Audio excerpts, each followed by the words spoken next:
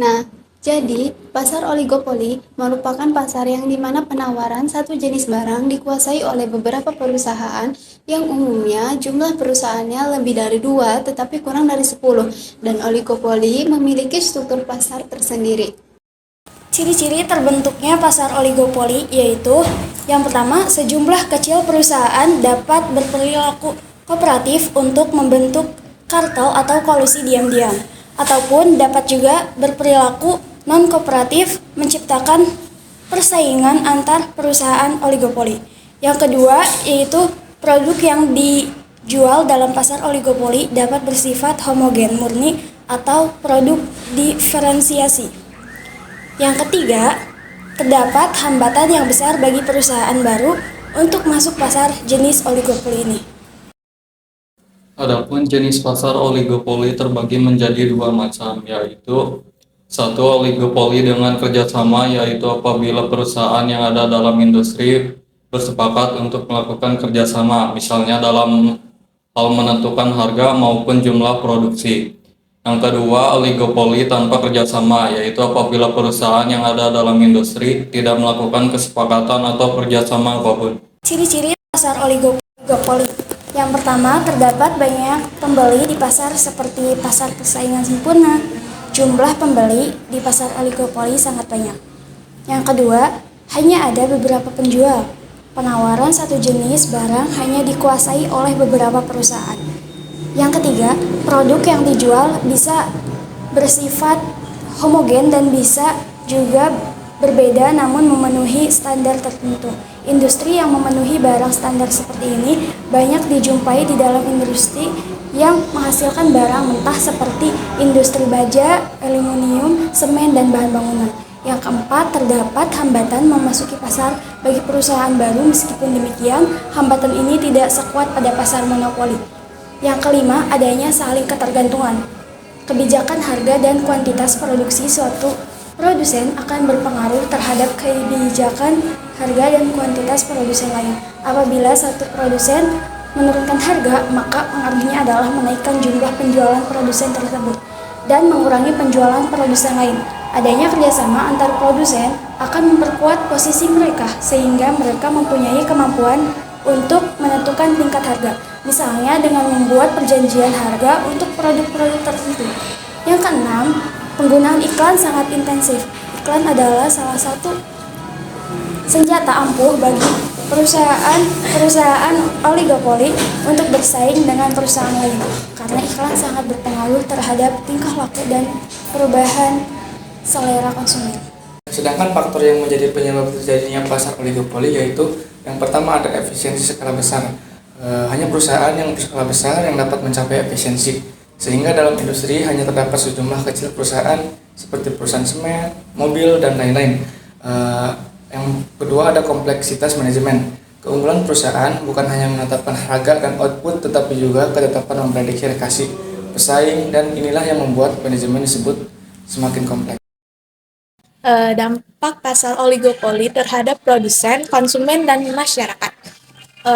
Oligopoli yaitu pasar yang dikuasai oleh beberapa perusahaan besar dapat memiliki dampak yang signifikan terhadap konsumen, produsen, dan masyarakat secara keseluruhan. Pada umumnya, dampak yang pertama pada konsumen yaitu yang pertama, keterbatasan pilihan. Oligopoli cenderung menghasilkan keterbatasan dalam pilihan produk atau layanan bagi konsumen karena kontrol pasar oleh beberapa perusahaan. Selanjutnya, harga stabil atau tinggi. Perusahaan dalam oligopoli memiliki kekuatan untuk memengaruhi harga. Ini dapat mengakibatkan harga stabil tinggi dan konsumen mungkin membayar lebih mahal. Yang kedua, dampak pada produsen yaitu persaingan terbatas. Oligopoli seringkali mengarah pada persaingan yang terbatas antara perusahaan yang dapat mengurangi insentif untuk inovasi atau penurunan harga. Selanjutnya, interdependensi keputusan satu perusahaan dapat secara signifikan memengaruhi keputusan perusahaan lainnya karena adanya ketergantungan antar mereka. Dan yang terakhir, dampak bagi masyarakat secara keseluruhan. Yang pertama adalah pengurangan inovasi karena kurangnya tekanan persaingan inovasi dalam produk atau layanan mungkin terbatas yang dapat merugikan masyarakat dalam jangka panjang. Selanjutnya, ketidaksetaraan ekonomi. Oligopoli dapat menyebabkan ketidaksetaraan ekonomi karena ketergantungan yang besar terpusat pada beberapa perusahaan, sementara pesaing kecil mungkin sulit untuk bersaing. Jadi penting untuk dicatat bahwa dampak ini dapat bervariasi tergantung pada seberapa ketatnya kontrol perusahaan dalam oligopoli serta kebijakan pemerintah yang mungkin ada untuk mengatur pasar tersebut. Adapun hambatan-hambatan yang sering terjadi dalam pasar oligopoli, karena pasar oligopoli adalah bentuk struktur pasar di mana terdapat sedikit penjual yang menguasai mayoritas penawaran suatu produk atau jasa. Yang memasuki pasar oligopoli dapat dihadapi dengan sejumlah faktor hambatan. Beberapa faktor hambatan yang ada di pasar oligopoli meliputi yang pertama yaitu skala ekonomi besar, yang dimana oligopoli seringkali muncul dalam industri di mana skala ekonomi besar diperlukan untuk mencapai efisiensi operasional. Persaingan sulit bagi perusahaan kecil untuk bersaing dengan perusahaan besar yang telah mencapai skala produk optimal. Yang kedua yaitu modal besar. Persaingan dalam pasar oligopoli memerlukan investasi modal yang signifikan. Perusahaan yang baru ingin memasuki pasar ini harus mampu menghadapi investasi yang besar untuk bersaing dalam hal produksi, pemasaran, dan distribusi. Yang ketiga yaitu keunggulan teknologi, yang dimana perusahaan telah menguasai teknologi atau memiliki keunggulan teknologi cenderung sulit dikejar oleh pesaing baru. Memasuki pasar oligopoli bisa menjadi sulit jika perusahaan yang sudah ada memiliki hak paten atau keunggulan teknologi yang sulit ditiru. Yang keempat yaitu batasan pintu atau barrier to entry. Beberapa industri memiliki batasan pintu yang mencegah perusahaan baru masuk dengan mudah. Batasan ini bisa berupa regulasi pemerintah, lisensi, atau hubungan kuat dengan pemasok dan pelanggan yang sudah ada. Dan yang kelima yaitu diferensial produk. Jika produk atau jasa yang ditawarkan oleh perusahaan sudah ada di pasar, oligopoli memiliki karakteristik unik atau diferensiasi yang kuat. Sulit bagi pesaing baru untuk memasuki pasar dan menciptakan posisi yang sama. Yang keenam yaitu kesepakatan antar pemain. Kadang-kadang perusahaan yang sudah ada di pasar oligopoli dapat membentuk kesepakatan atau kerjasama yang sulit dipecahkan oleh pesaing baru. Ini dapat mencakup kesempatan harga, pembagian pasar, atau strategi lainnya. Dan yang terakhir yaitu biaya R&D tinggi. Industri dengan riset dan pengembangan R&D yang tinggi membuat perusahaan yang sudah ada memiliki keunggulan kompetitif. Pesaing baru mungkin kesulitan bersaing jika mereka tidak dapat menghasilkan produk atau inovasi yang sebanding. Adapun dampak positif pasar oligopoli, yang pertama, perusahaan umumnya mampu berinovasi lebih baik karena modalnya besar dibandingkan pasar monopoli. Yang kedua, pada umumnya perusahaan mengeluarkan dana yang besar dari bagian keuntungannya untuk penelitian yang berguna untuk mengembangkan perusahaan khususnya dan masyarakat pada umumnya di masa yang akan datang. Yang kedua, dampak negatif pasar oligopoli.